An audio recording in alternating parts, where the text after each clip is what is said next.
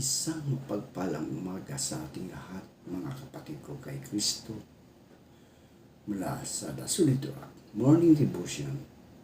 Isang kagalakan na muli tayo ay makapagbulay-bulay sa umagang ito. Mga ilang minutong pagbubulay-bulay ng mga salita ng Panginoon upang papurihan at sambahin ang ating Panginoong Hesukristo.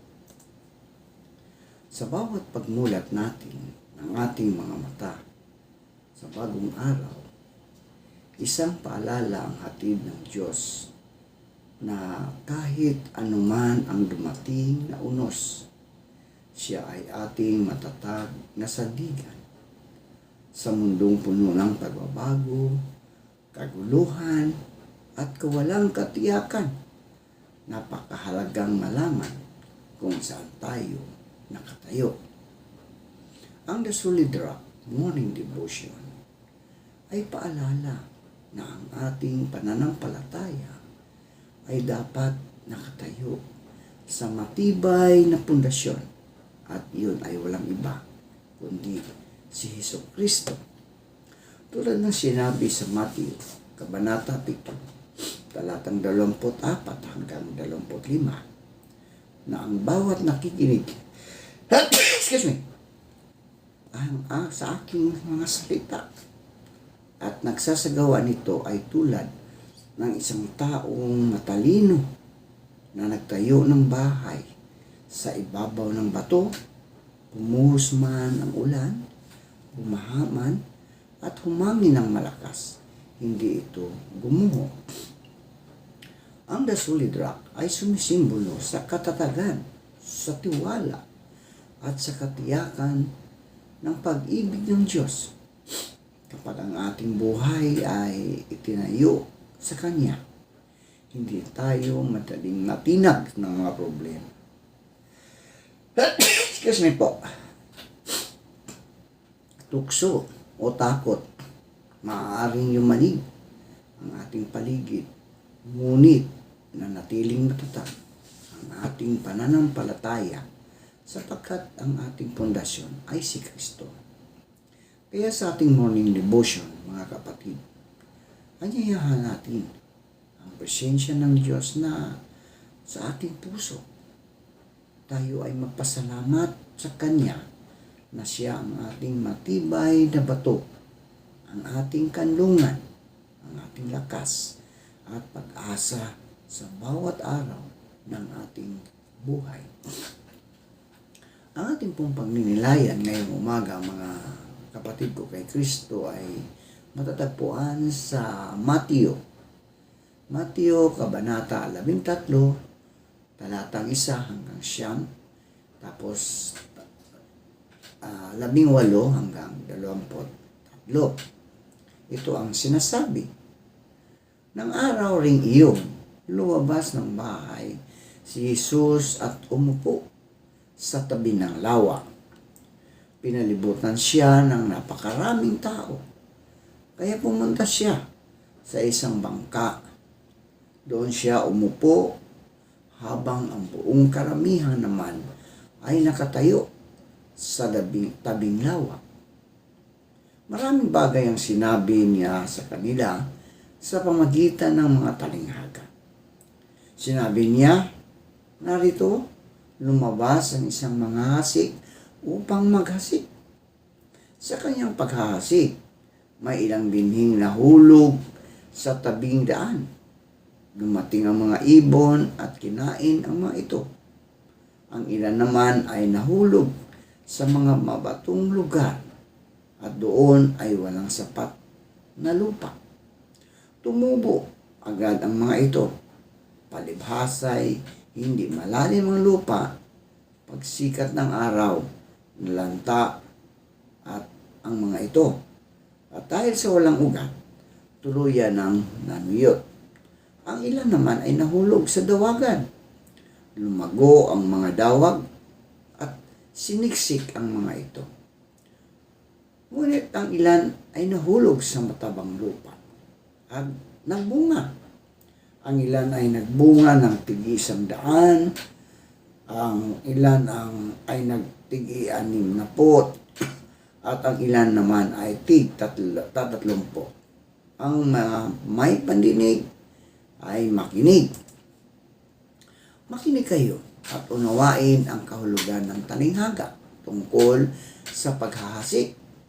Kapag ang isang tao ay nakikinig ng mensahe tungkol sa paghahari ng Diyos, ngunit hindi naman niya iyon inuunawa, siya ay tulad ng binhing na laglag sa daan.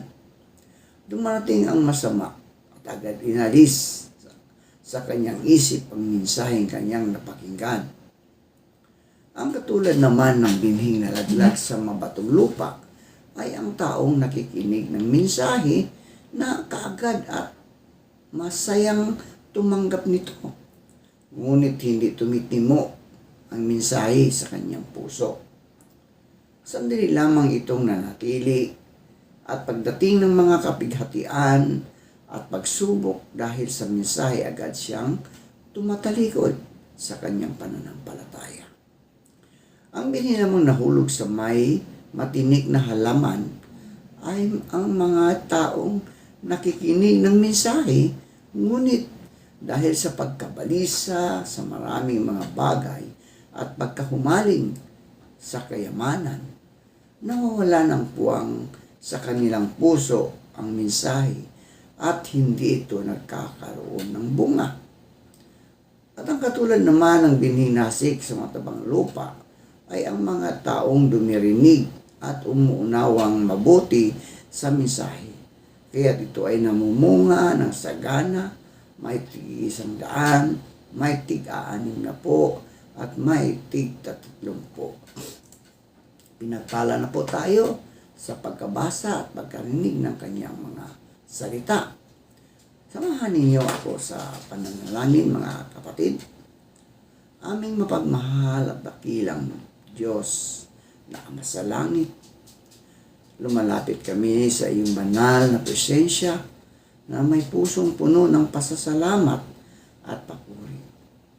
Salamat po sa panibagong araw na iyong ipinagkaloob at sa pagkakataong kami ay muling makapagtipon upang sumamba, makinig sa iyong salita at palalimin ang aming pananampalataya.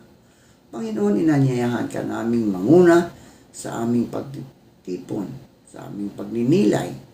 Pustusin mo kami ng iyong banal na espiritu upang maging bukas ang aming isipan sa iyong katotohanan at maging handa ang aming puso na tanggapin at isabuhay ang iyong mga aral. Alisin mo ang anumang pag-aalala, pagod o alinlangan na aming dinadala. Palitan mo ang mga ito ng iyong kapayapaan, kagalakan at bagong lakas. Naway sa bawat awit, panalangin at pagninilay sa iyong salita ay maranasan namin ang iyong presensya at pagmamahal. Idinadalangin din namin ang bawat narito at ang kanilang mga pamilya. Ingatan mo kami, pagkalooban ng mabuting kalusugan at patuloy na gabayan sa aming mga gawain. Pagpalain mo rin ang iyong lingkod na magbabahagi ng iyong salita. Bigyan mo siya ng karunungan, katapatan at kapangyarihan ng iyong espiritu upang ang mensahe ay maging malinaw at magbunga ng pagbabago sa aming buhay. Higit sa lahat, naway ang aming pagninilay sa araw na ito ay magbigay ng kaluwalhatian sa iyong banal na pangalan at magpalalim ng aming pag-ibig at pagsunod sa iyo. Ito ang aming dalangin sa makapangyarihang pangalan ni Jesucristo na aming Panginoon at tagapagligtas. Amen. Yan. Magandang umaga muli, mga kasolidra.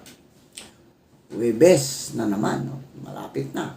Bukas, Biyernes, weekend ulit. Ang bilis ng panahon. Isipin mo, July 16 na. Kalahati na ng buwan ng July. O Agosto. Di ba? Napakabilis.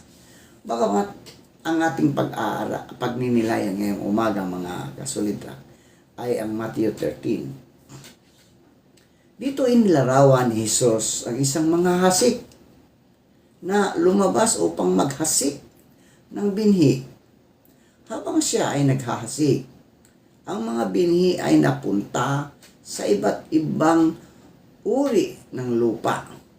Sa tabi ng daan, sa mabatong lupa, sa lugar na maraming tinik, at sa buting lupa. Bagamat isa ang mga hasik at isa ang binhi, iba-iba ang naging bunga nito dahil sa kalagayan ng lupang pinagtamnan.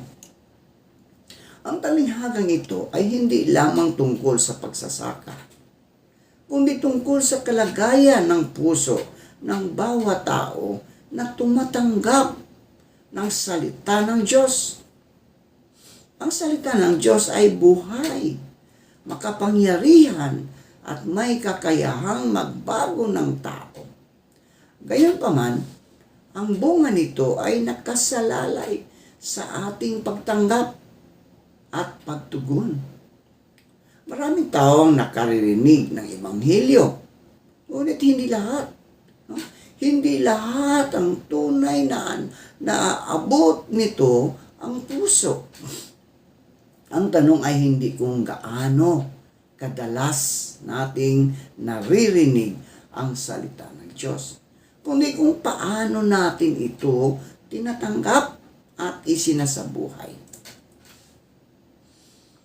Ang binhing nahulog sa tabi ng daan ay kumakatawan sa pusong sarado at matigas. Sarado, di kandado pa. No? So ang ganitong tao ay nakaririnig ng salita. Ngunit hindi ito nauunawaan o binibigyang halaga. Dahil dito madaling maagaw ng masama ang mensahe bago pa ito mag-ugat sa kanyang buhay.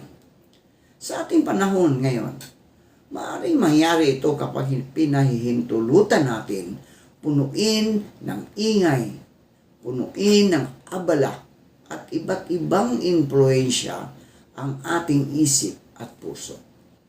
Kapag wala tayong panahon para sa pagnilay at pakinig sa salita ng Diyos, unti-unting nawawala ang bisa ng kanyang salita sa ating mga buhay. So ang binhing nahulog sa mabatong lupa ay sumisimbolo sa mga taong agad na tumatanggap sa halip, no? Na tumatanggap ng salita ng may kagalakan. Ngunit kapag dumating ang mga pagsubok, dumating ang mga pag-uusig o paghihirap dahil sa pananampalataya, mabilis silang sumusuko. No? Mabilis silang sumusuko. Ipinapakita nito na ang tunay na pananampalataya ay hindi lamang nasusukat sa sigla ng simula, kundi sa katapatan hanggang sa gitna ng mga hamon.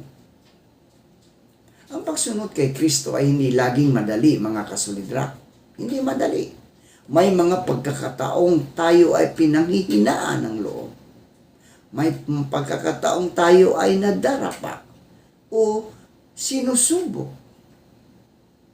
Ngunit, ang pananampalatayang may malalim na ugat ay nanatiling matatag sapagkat nakaugat ito sa pag-ibig at katapatan ng Diyos. Ang binhing nahulog sa matinik na lupa ay larawan ng pusong nahahati ang katapatan. Ang salita ng Diyos ay naroon, ngunit natatabunan ng mga alalahanin sa buhay. Natatabunan ng mga paghahangad ng kayamanan. Natatabunan sa tagumpay, sa kapangyarihan, o sa kasiyahang pansamantala. Hindi masama ang magkaroon ng pangarap o maghanap buhay. Ngunit nagiging panganib ito kapag ang mga bagay na ito ang naging sentro ng ating buhay kaysa sa Diyos. Maraming Kristiyano ang unti-unting lumalayo sa pananampalataya. Hindi dahil tumigil silang maniwala, kundi dahil naging abala sila sa mga bagay na nagpalamig sa kanilang relasyon sa ating Panginoon.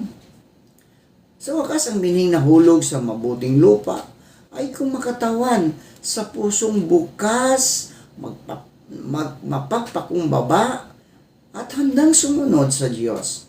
Ang taong ito ay hindi lamang nakikinig sa salita, kundi inuunawa ito, pinagninilayan, at isinasabuhay araw-araw. Dahil dito namumunga, namumunga ang kanyang buhay. May 30, may 60, at may 100 ulit. Ang bunga ay makikita sa pagbabago ng ugali, pagmamahal sa kapwa, katapatan sa Diyos, pagpapatawad, paglilingkod, at pagbabahagi ng mabuting balita. Mahalagang mapansin na ang manghahasik ay hindi namimili ng lugar na paghahasikan. Patuloy siyang naghahasik kahit alam niyang may mga binhing hindi mamumunga. Ganito rin ang Diyos, mga kasolidad.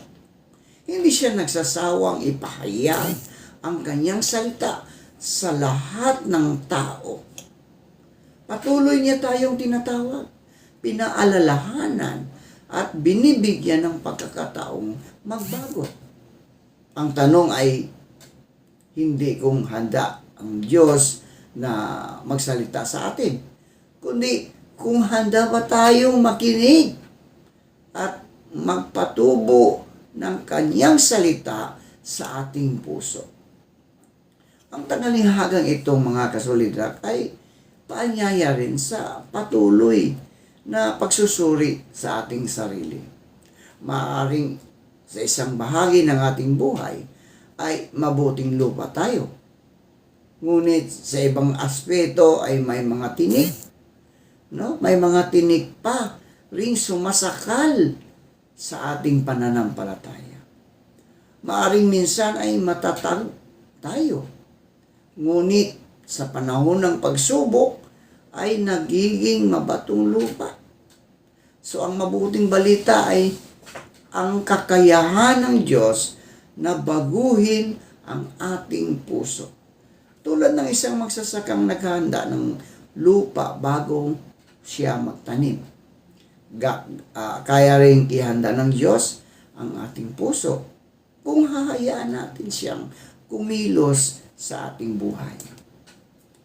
Bilang mga alagad ni Kristo o mga Kristiyano, hindi lamang tayo tinatawag upang maging mabuting lupa, kundi maging mga manghahasik din sa kanyang salita. Sa ating pamilya, sa ating paaralan, sa ating trabaho, simbahan at komunidad. Maaari tayong maging instrumento upang maipahayag ang pag-ibig ng Diyos.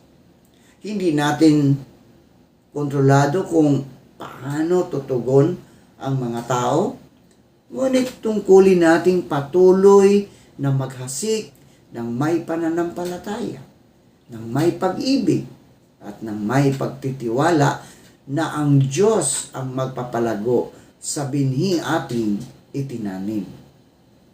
Naway maging paalala sa atin na ang tunay na sukatan ng pananampalataya ay hindi lamang ang pakikinig sa salita ng Diyos, kundi ang patuloy na mamuhay ayon dito. Hilingin natin sa Panginoon na alisin ang katigasan ng ating puso, palalimin ang ating pananampalataya, putulin ang mga tinik na humahadlang sa ating paglago, at gawin tayong mabuting lupa na namumunga para sa kanyang kaluwalhatian. Sa ganitong paraan, mga kasolidad, ang ating buhay ay magiging patunay na ang salita ng Diyos ay tunay na buhay, mabisa at patuloy na nagbabago ng sino mang tumatanggap nito ng may bukas at tapat na puso.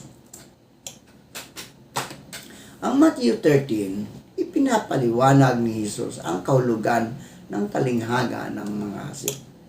So ang focus ng kanyang paliwanag, mga kasolidra, ay hindi lamang ang binhi o ang mga hasik, kundi ang iba't ibang uri ng lupang pinaghulugan ng binhi. So ang binhi ay kumakatawan sa salita ng Diyos, mga kasolidra. Samantalang ang lupa ay sumasagisag sa puso ng taong nakikinig. Sa pamagitan ng talatang ito, malinaw na itinuturo ni Jesus na ang kapangyarihan ng salita ng Diyos ay hindi nagbabago. Ngunit ang bunga nito ay nakasalalay sa paraan ng pagtanggap ng mga tao. Sa ating panahon ngayon, mga kasolidra, napakaraming paraan upang marinig ang salita ng Diyos. May mga pagsamba sa simbahan, may mga Bible study, may mga devotion, may mga aklat, radyo, television, at maging sa social media, di ba? Ngunit kahit maraming pagkakataong makarinig ng mensahe ng Diyos, hindi lahat ay tunay na nababago. Ang dahilan ay hindi kakulangan sa salita ng Diyos, kundi ang kalagayan ng puso ng nakikinig. Ang salita ay parang binhing may kakayahang magbigay buhay. Ngunit kailangan nito ng pusong handang tumanggap, mag-alaga at magpalago. Ang unang uri ng lupa ay ang nasa tabi ng daan. Ayon kay Jesus, ito ang taong nakarinig ng salita, ngunit hindi ito nauunawaan. Dahil dito, dumarating ang mga masasama at inaagaw ang mensaheng na itanim sa kanyang puso. Maraming tao ang nakikinig, ngunit hindi tunay na nakatuon ang puso ng mensahe ng Diyos. Minsan dahil sa kapalaluan o kawalan ng interest, agad nilang isinantabi ang katotohanan ng Ebanghelyo. Ang paanyaya ni Jesus ay maging bukas ang ating puso at isip upang maunawaan at maisabuhay ang kanyang mga salita. Ang ikalawang uri ng lupa ay ang mabatong lupa. Ang mga taong ito ay agad na tumatanggap ng salita ng may kagalakan. Ngunit wala silang malalim na ugat. Kapag dumating ang mga pagsubok, pagdurusa, o pag-uusig dahil sa pananampalataya, mabilis silang yumuko. No? Mabilis silang yumuko at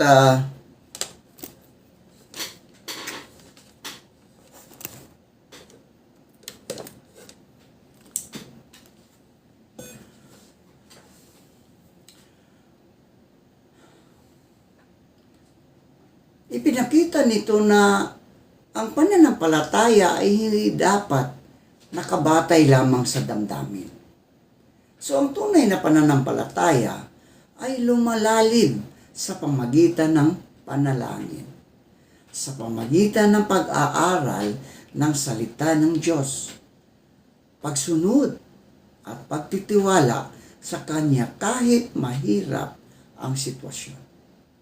Ang mga pagsubok ay hindi tanda ng pagtalikod ng Diyos. Kadalasan, ito ay ang paraan niya upang patatagin ang ating pananampalataya. Ang ikatlong uri ng lupa ay ang matinik na lupa. Ang mga tinik ay sumisimbolo sa mga alalahanin sa buhay at sa daya ng kayamanan. Maraming tao ang nagsisimulang mabuti sa kanilang pananampalataya. Ngunit habang tumatagal ay unti-unti silang nalulunod sa paghahangad ng tagumpay, kasikatan, material na bagay, at mga pansamantalang kasiyahan. Hindi masama ang magtrabaho, mga kasolidra. Hindi masama ang mag-ipon o magkaroon ng pangarap. Ngunit kapag ang mga ito ang naging sentro ng ating buhay at napalitan ang Diyos sa ating puso, nasasakal ang ating espiritual na paglago. Ang puso ay hindi maaring paghariang sabay ng Diyos at ng makamundong pagnanasa. Hindi pwede sabay. Kailangang piliin araw-araw kung sino ang ating uunahin. Ang ikaapat na uri na lupa ay ang mabuting lupa, mga kasulitan. Mabuting lupa. Ito ang taong nakikinig, nakauunawa, at isinasabuhay ang salita ng Diyos. Ang resulta ay isang buhay na namumunga. 30, 60, at 100 ulit. Ang pamunga ay hindi lamang tungkol sa dami ng nagagawa para sa Diyos, kundi sa kalidad ng buhay na nagpapakita ng bunga ng Espiritu. At tulad ng pag-ibig, kagalakan, kapayapaan, pagtitiis, kabutihan, katapatan, kaamuan, at pagpipigil sa sarili. Ang taong may mabuting puso ay nagiging pagpapala sa kanyang pamilya, sa kanyang iglesia, sa kanyang komunidad, at maging sa mga taong hindi pa nakakilala kay Kristo. Mahalagang tandaan na ang uri ng lupa ay hindi permanente, mga kasulidra. Hindi permanente. Ang pusong dating matigas ay maaring lumambot sa pamagitan ng biyaya ng Diyos. Ang pusong mabato ay maaaring magbungkal sa pamagitan ng pagsisisi at patuloy na paglapit sa Panginoon. Ang pusong puno ng tinik ay maaaring malinis kung handa tayong bitawan ang mga bagay na humahadlang sa ating relasyon sa Diyos. Ang Diyos ay patuloy na gumagawa sa ating buhay upang ihanda ang ating puso sa pagtanggap ng kanyang mga salita. Ang talatang ito ay isang paanyaya, mga kasulilik, na masusing pagsusuri ng ating sarili. Anong uri ng lupa ang aking puso ngayon? Ako ba ay madaling madistract at mawala ng focus sa Diyos? Ako ba ay sumusunod lamang kapag madali ang buhay, ngunit sumusuko kapag dumarating ang mga pagsubok? Ako ba ay labis ng abala sa mga bagay ng mundong ito, kaya wala ng panahon para sa Diyos? O ako ba ay may pusong bukas, mapagpakumbaba at handang magbunga para sa kanyang kaluwalhatian? Bilang mga Kristiyano, mga kasulidra, tagasunod ni Kristo, hindi sapat ang maging tagapakinig lamang ng salita ng Diyos. Tinatawag tayo ni Jesus, mga kasaludra, no? Tinatawag tayo na maging tagasunod, na namumuhay ayon sa kanyang kalooban. So ang bawat araw ay pagkakataong hayaang baguhin ng Diyos ang ating mga puso. Sa pamagitan ng panalangin, sa pamagitan ng pagninilay sa kasulatan, sa pamagitan ng pagsamba at tapat na pagsunod, unti-unti tayong nagiging mabuting lupa na handang tumanggap at magpalago ng bini ng kanyang salita. Naway maging panalangin natin na linisin ng Panginoon ang ating mga puso mula sa katigasan, no? Mula sa kababawan, at mula sa tinik ng makamundong pagnanasa. Hilingin nating pagkalooban niya tayo ng pusong mapagpakumbaba, masunurin at matatag upang ang kanyang salita ay mamunga ng sagana sa ating buhay. Sa ganitong paraan, mga kasolidra, hindi lamang tayo magiging tagapakinig ng Ebanghelyo, kundi mga buhay na saksi ng pag-ibig, ng biyaya at kapangyarihan ng Diyos sa mundong ating ginagalawan. Tayo po ay manalangin. aming mapagmahal at makapangyarihang Diyos. Buong puso kaming nagpapasalamat sa iyong banal na salita na aming napakinggan at napagnilayan sa umagang ito. Salamat sa iyong walang sawang pagtuturo at sa iyong pagnanais na ang bawat isa sa amin ay lumago sa pananampalataya at mamunga para sa iyong kaluwalhatian. Panginoon, sinuri mo ang aming mga puso sa pamagitan ng talinghaga ng mga hasik. Patawarin mo kami sa mga pagkakataong naging matigas ang aming puso, naging mababaw ang aming pananampalataya, o hinahayaan naming masakal ng mga alalahanin, tukso at makamundong hangarin ang iyong salita. Linisin mo kami at alisin ang anumang hadlang na pumipigil sa aming ganap na pagsunod sa iyo. Bigyan mo kami ng pusong mapagpakumbaba at handang tumanggap ng iyong katotohanan. Palalimin mo ang aming pananampalataya upang sa oras ng pagsubok, pagdurusa at panghihina ay manatili kaming matatag at nagtitiwala sa iyong mga pangako. Turuan mo kaming unahin ka higit sa lahat ng bagay at ipamuhay ang iyong salita sa aming mga tahanan, sa aming trabaho at sa aming pag-aaral at sa aming paglilingkod sa aming kapwa.